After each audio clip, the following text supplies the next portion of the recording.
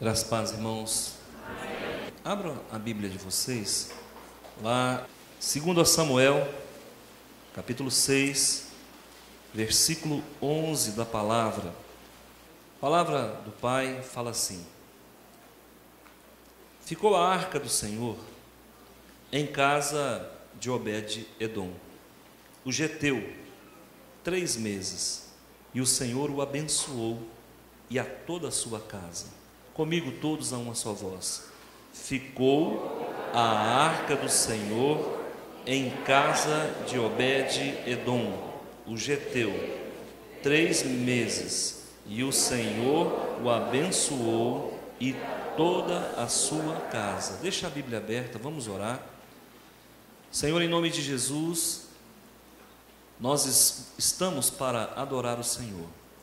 Viemos aqui trazidos nas asas do Espírito, porque o Espírito Santo é quem convence, e o Espírito Santo nos convenceu, desde há muito, que Ele está aqui, operando, trazendo consolação, cura, libertação. Espírito Santo de Deus presente, onipotente, onisciente, emanente e transcendente sobre a Congregação Batista Nacional Central, nós precisamos de mais intimidade com o Senhor. É um momento único na vida desta congregação, porque não existe 2 cultos iguais, cada um o Senhor opera de uma forma. E as pessoas que aqui vieram, primeiro, vieram para adorá-lo. Segundo, vieram para render graças ao Senhor. E terceiro, estamos aqui nesta noite para fecharmos uma campanha em prol da família. Obrigado, Pai. Todos vão sair com as suas aljavas cheias de munição, de bênçãos para levar para casa, para a família, e a cura se manifestará. E a restauração familiar é um fato concreto a partir de agora.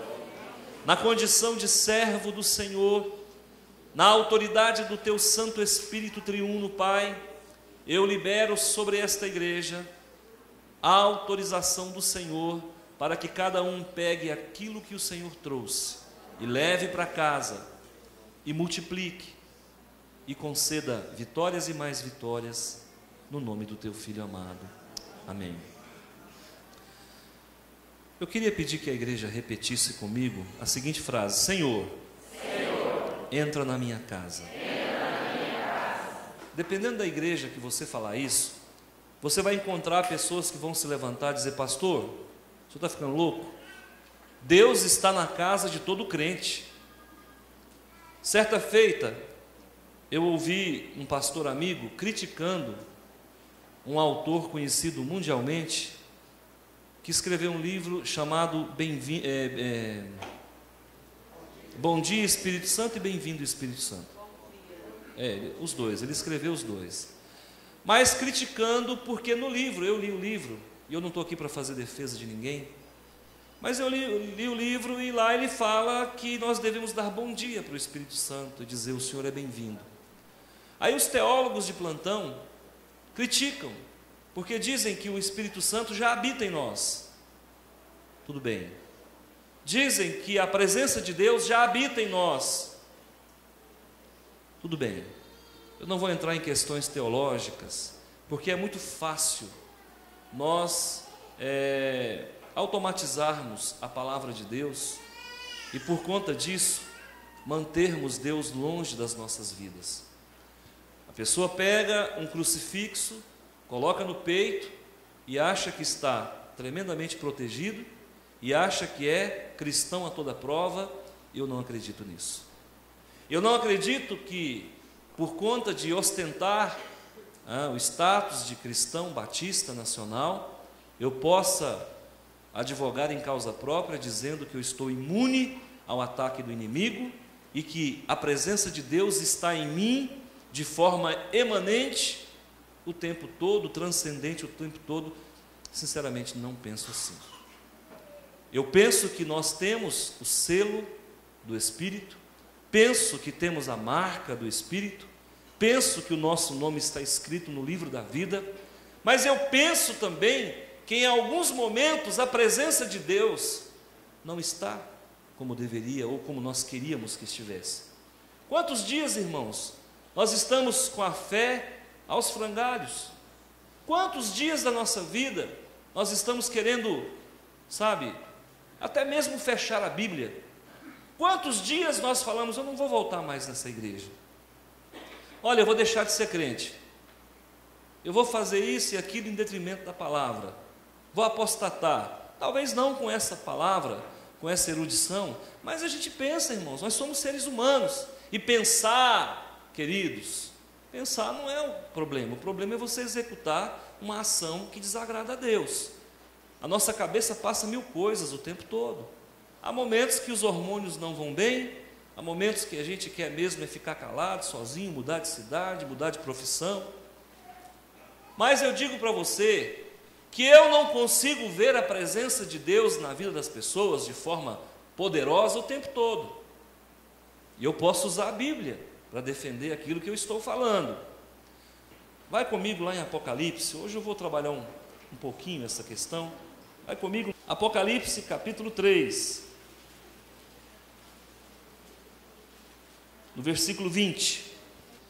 Eis que estou e bato. Se alguém ouvir a minha voz e abrir entrarei em sua casa, cearei com ele e ele comigo. Quem está falando? Jesus. Jesus está falando para quem? Para a igreja. Aqui nessa hora esse texto não é evangelístico. Nós usamos esse texto para mensagens evangelísticas e na hora do apelo é comum nós, pastores, fazendo uso incorreto da hermenêutica, que é a parte da teologia que se presta a interpretar a palavra de Deus, chama-se hermenêutica, e agimos de forma errada. Aceita Jesus, venha como está, Jesus está dizendo, eis que estou à porta e bato. Eu já fiz isso.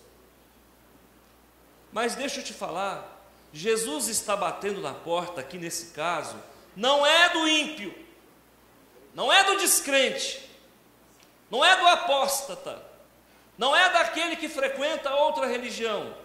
Ele está batendo na porta da igreja. E a igreja aqui em questão, escatologicamente falando, é a igreja de Laodiceia. E para bom entendedor, a igreja de Laodiceia é exatamente a igreja que está em vigor hoje. Hoje é o tempo dispensacional da palavra de Deus, onde quem impera, quem governa, quem rege é a igreja de Laodiceia. Embora nós, para a honra e glória do Senhor, não somos da igreja de Laodiceia. Não somos. Não somos por quê? Porque Jesus, no nosso caso, e eu quero aqui fazer a voz coletiva da igreja, ele não está do lado de fora, ele está do lado de dentro. Para aqueles cujo Jesus está do lado de dentro do seu coração, não precisa dizer bem-vindo Espírito Santo, ele já habita em você. Agora, aqueles que não estão totalmente fazendo parte dessa igreja de Filadélfia, e ainda estão na igreja de Laodiceia, eu digo para você, é bom dizer bem-vindo Espírito Santo, e é bom dizer bom dia Espírito Santo, porque Jesus nesse caso está do lado de fora, e o Espírito Santo não entra quando Jesus não está. Amém? Amém. Nós temos um caso aqui na Bíblia, que me chama a atenção, uma passagem muito conhecida, que fala de um homem chamado Obed-Edom. Esse homem era filisteu. Quem é que já viu alguém chamar alguém de filisteu? Ô filisteu, quem já viu?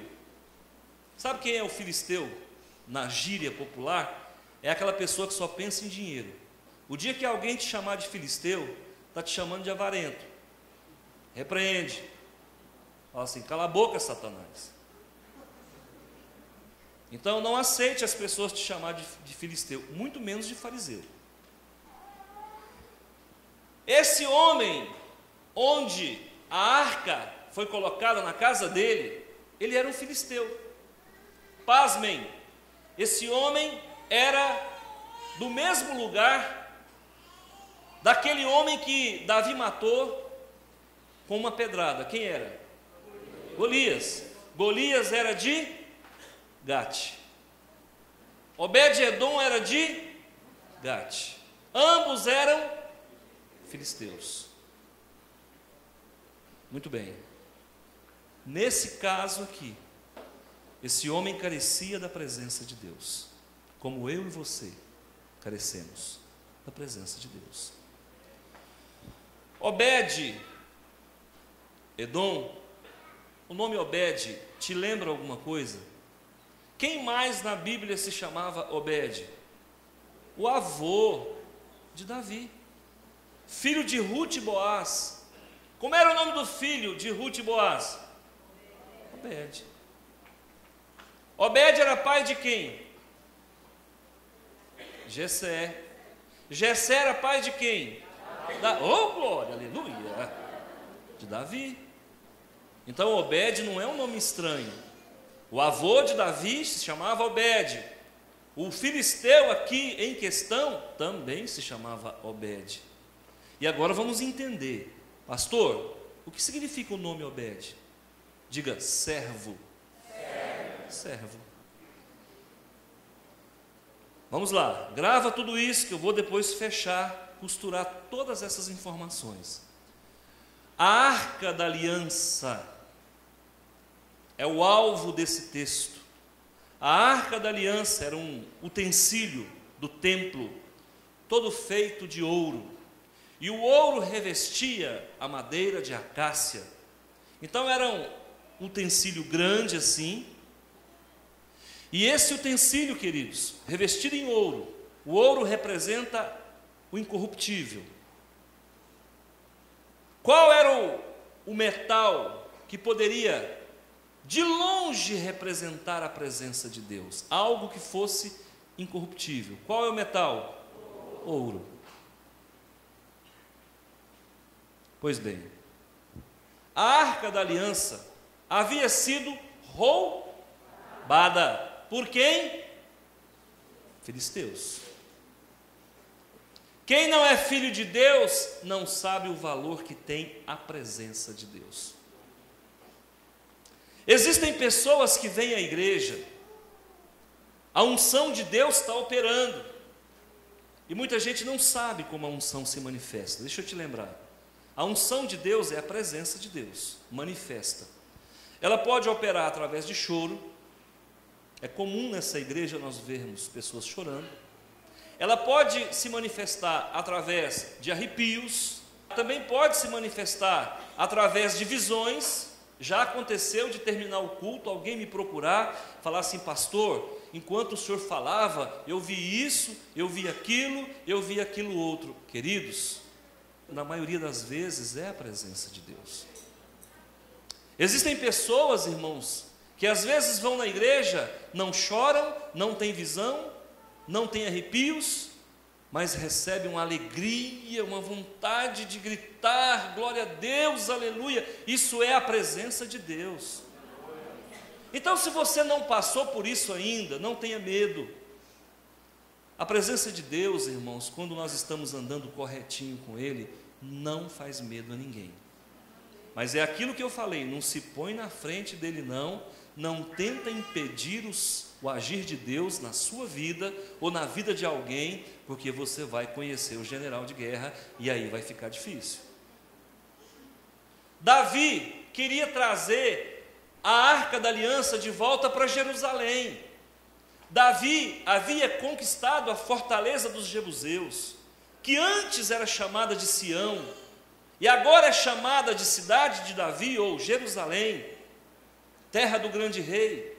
Ele queria trazer a arca da aliança, ou seja, ele queria trazer de volta a presença do Pai para Jerusalém. Existe algo mais maravilhoso do que isso? Existe intenção mais valorosa do que essa? Claro que não, irmãos. Ele estava religiosamente correto, politicamente correto, espiritualmente correto, 100% correto. Muitas vezes nas nossas vidas, nós vamos estar com motivações corretas, mas às vezes agimos da forma errada. Pastor, acertei no remédio, errei na dose, matou o doente. Cuidado, irmão, o mesmo remédio que cura é o mesmo que mata. Pois bem, queridos, Davi sentiu o desejo de trazer a glória de Deus de volta para Jerusalém.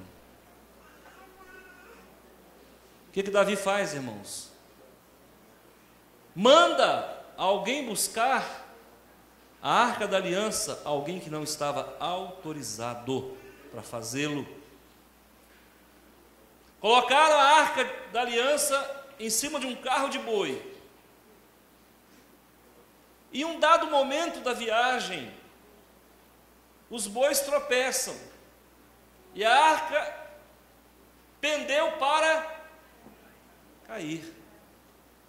E alguém muito bem intencionado, assim como Davi, para não deixar a Arca da Aliança cair, colocou a mão para segurá-la e morreu. Irmã Luzia, eu li esse texto e falava, gente, não estou entendendo nadinha. Como que Deus mata alguém? E foi Deus que matou. Como é que Deus mata alguém que está carregando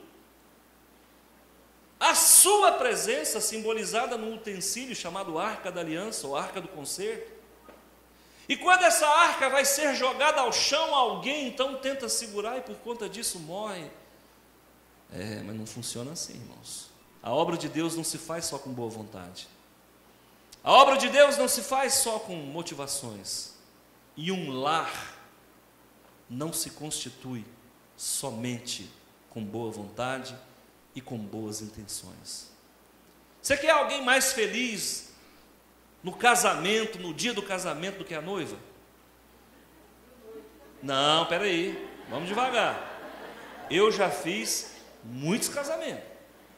Na verdade, pastor não faz casamento, pastor abençoa o casamento que o cartório fez.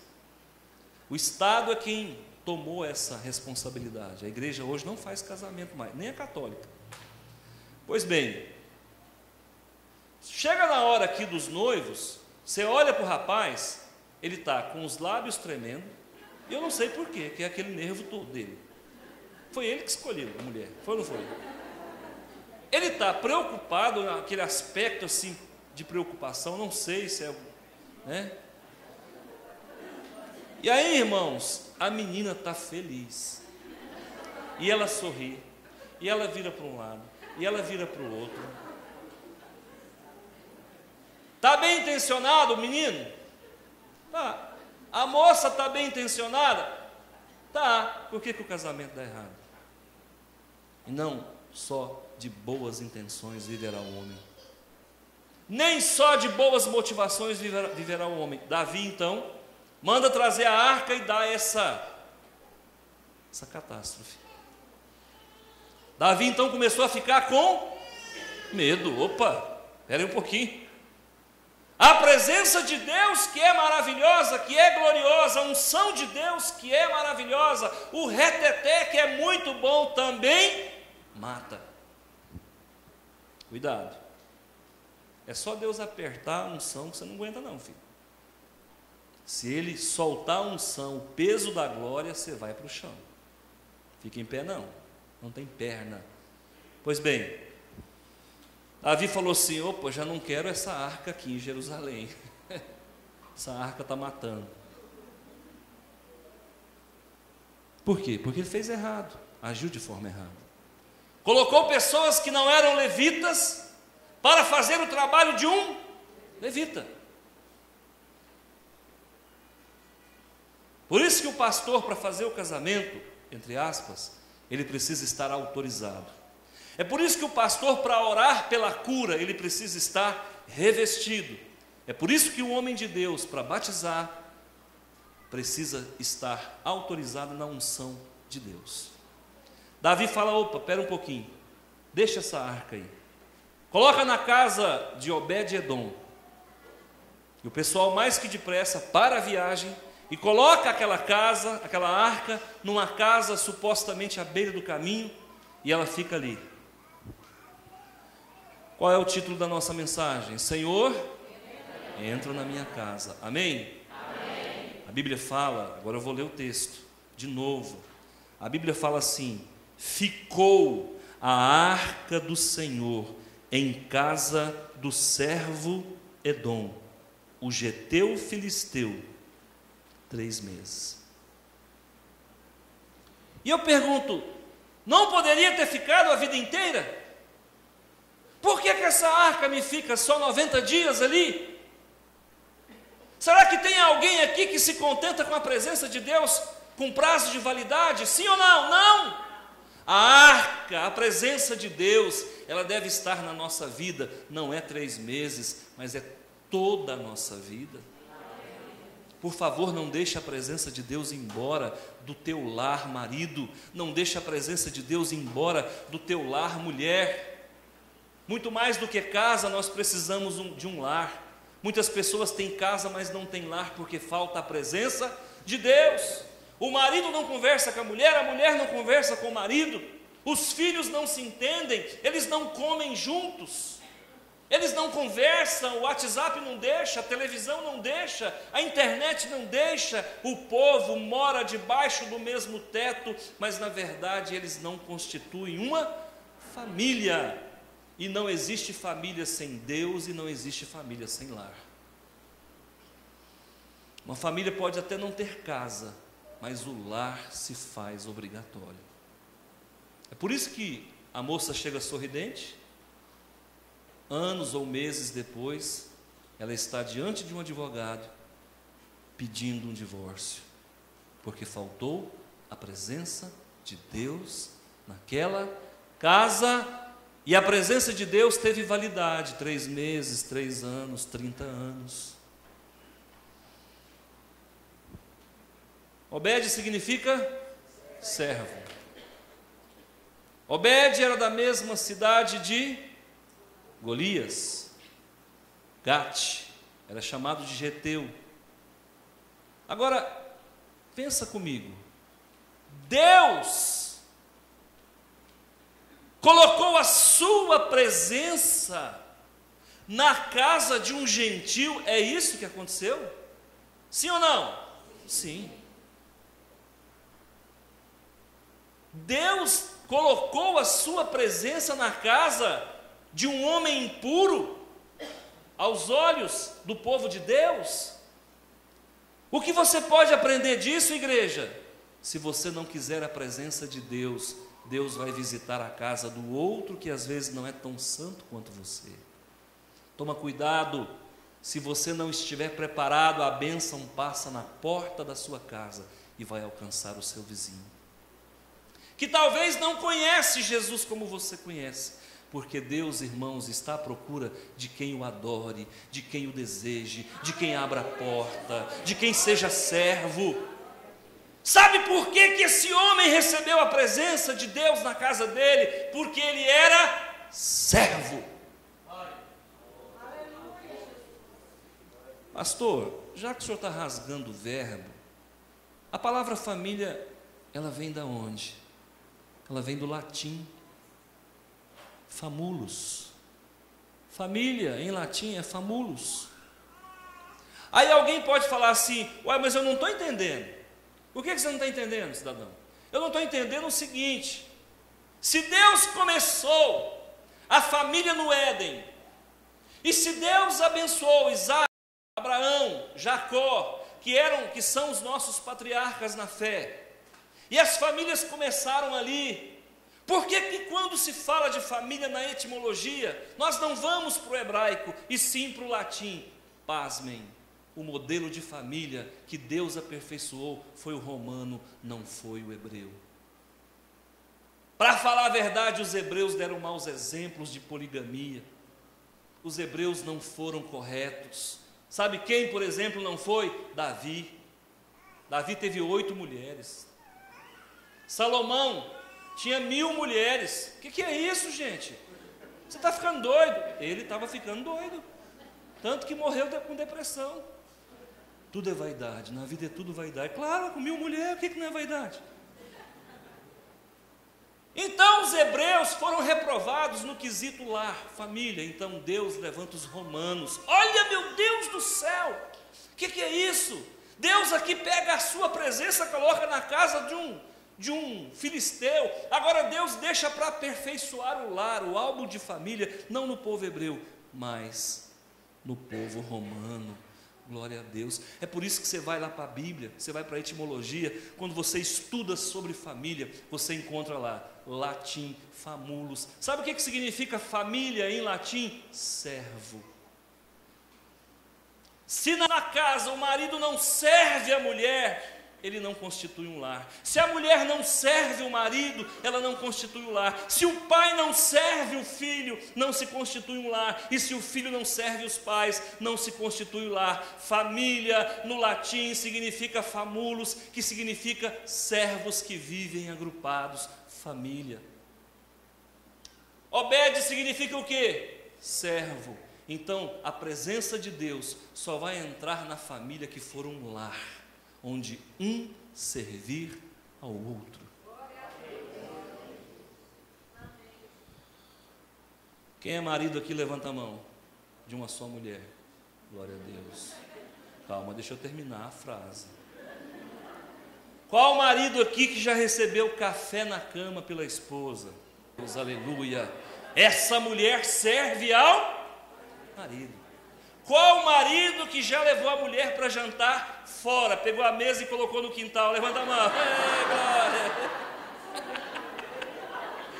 Eu preciso aprender isso, gente.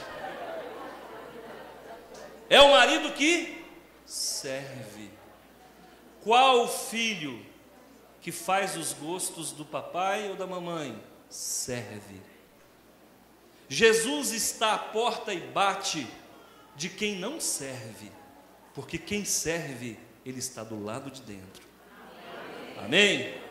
Jesus está batendo na sua porta ou ele está sentado na sua mesa? Diga para mim. Porque Jesus não vai sentar na mesa de uma família que não se reúne para comer junto. Não, presta atenção. Eis que estou à porta e bato. Se você abrir, eu entro. Se eu entrar, eu sento. Se eu sentar, eu como. Junto com a família. Mas o pai almoça meio-dia, a mãe 13h e os meninos às vezes nem almoçam. Como é que faz com um negócio desse? Gente, quem não come junto não dorme junto. Quem não come junto não conversa. No mundo de hoje não conversa. Qual a mulher aqui presente que gosta de agradar o marido com aquele purezinho de batata? Amém, glória a Deus. Eu vejo umas irmãs que são rápidas no gatilho ali. Glória a Deus, irmã. É de pessoas como você que o mundo precisa. Vocês estão percebendo? É tão fácil ter a glória de Deus na nossa casa, gente. É tão simples. E a gente vem para uma campanha dessa achando que o homem vai falar, vai cair 500. Não é isso não, irmão. Esse homem vai jogar o terno. Não precisa, irmão. Não precisa jogar o terno, não. Você vai sair daqui abençoado só na palavra. Amém? Quem é servo de Deus aqui? Então Jesus não está do lado de fora, ele está sentado na sua mesa. Viu? Está sentado na sua mesa. E ele vai comer o que você comer. Porque o nosso Deus não cobra pedágio. O nosso Deus, irmãos, não é de grife. O nosso Deus, irmãos, não é descolado. O nosso Deus, ele bebe o que você bebe, ele come o que você come, ele senta na tua mesa, ele deita na tua cama e te chama pelo nome. Esse é o nosso Deus. Presta atenção. Quando Deus, então, a arca da aliança, fica 90 dias na casa do filisteu, a notícia chega lá para Davi. Davi do céu.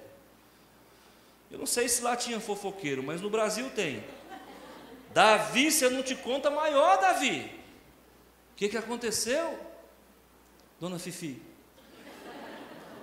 A arca que você colocou na casa de Obed-Edom, Rapaz, o homem foi abençoado.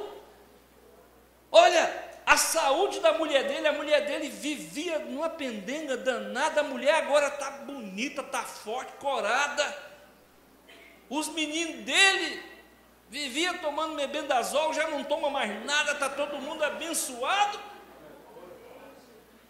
O marido que vivia com espinhela caída não tem mais isso, está curado, trocou de carro, reformou a casa.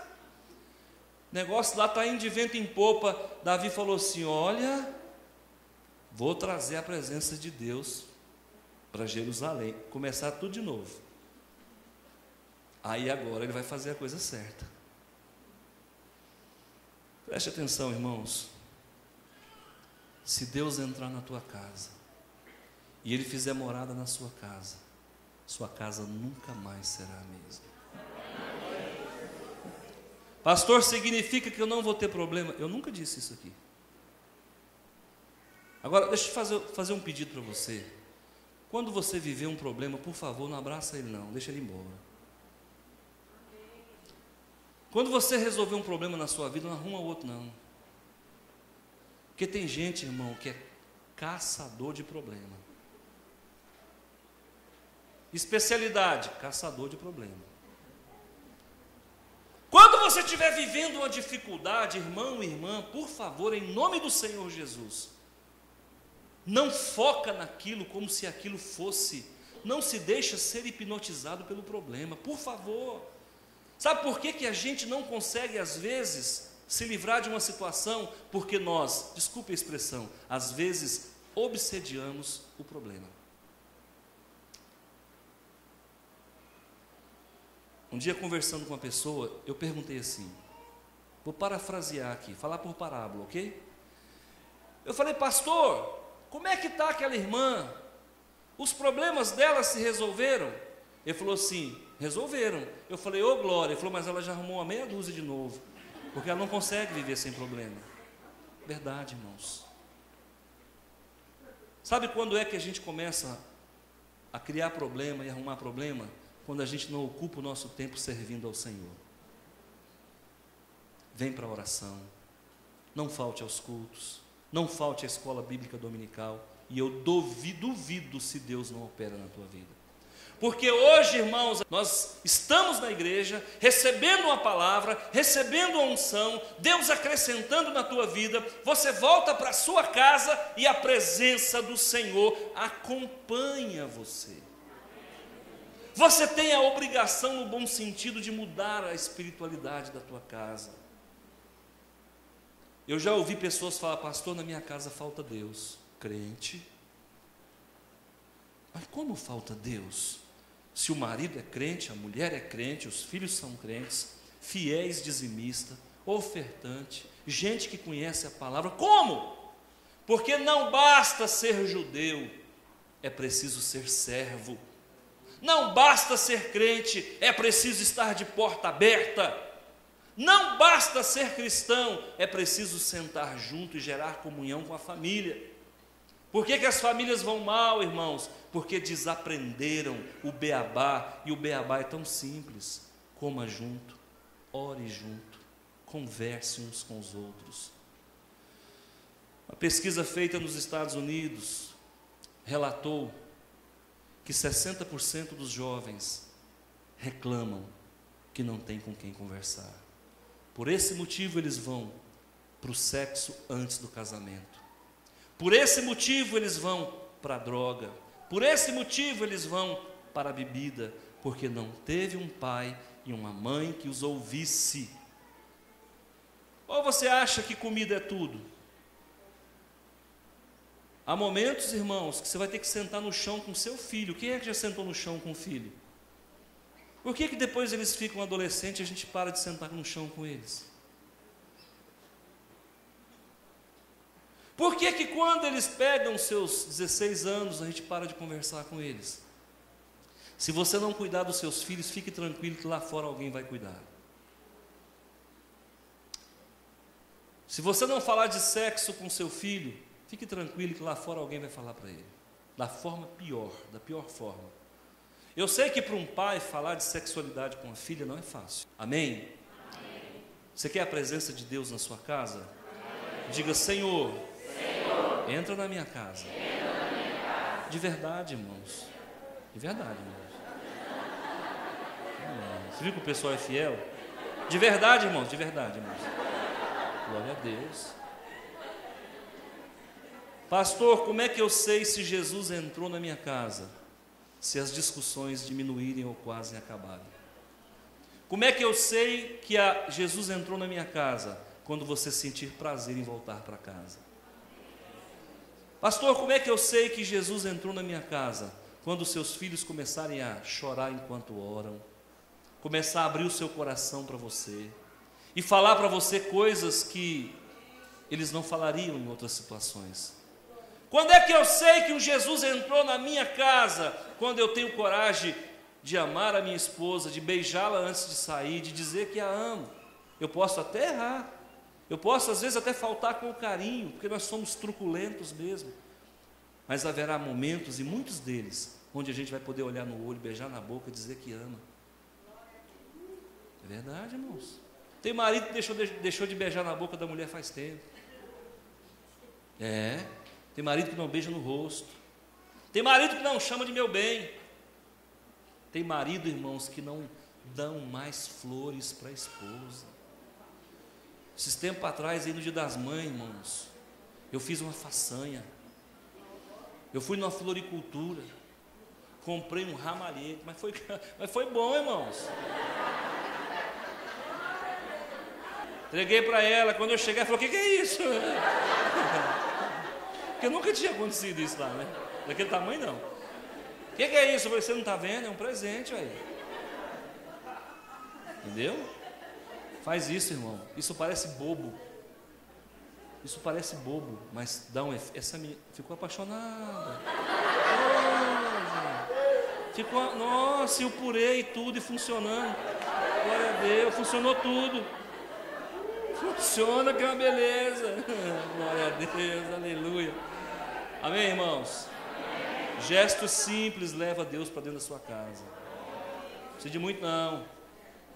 Comprei a televisão da última moda, o negócio é de LED psicodélico, é televisão, não sei o que. Precisa disso não, filho. Vai gastar seu dinheiro com muita coisa não, dá um beijo nela. Ô, glória. Pega teu filho e coloca no colo. Vai crescendo, fica até difícil, né? Então, queridos, mas é isso que renova uma casa. A bênção que você precisa, Deus já te entregou. Eu estou concluindo a série de pregações, porque eu prometi em Cristo Jesus que você seria abençoado. E você já está abençoado. E olha, eu digo para você, não tem uma pessoa, agora aqui nós vamos falar honestamente, não tem uma pessoa que tem vindo aqui nessa igreja que não tem sido abençoado. E eu desafio, se você andar, como diz a Bíblia, crendo na palavra que é pregada, fazendo o teu dever de casa, que é mínimo, eu desafio se a sua casa não muda. O seu marido vai virar um gatinho manhoso, mulher.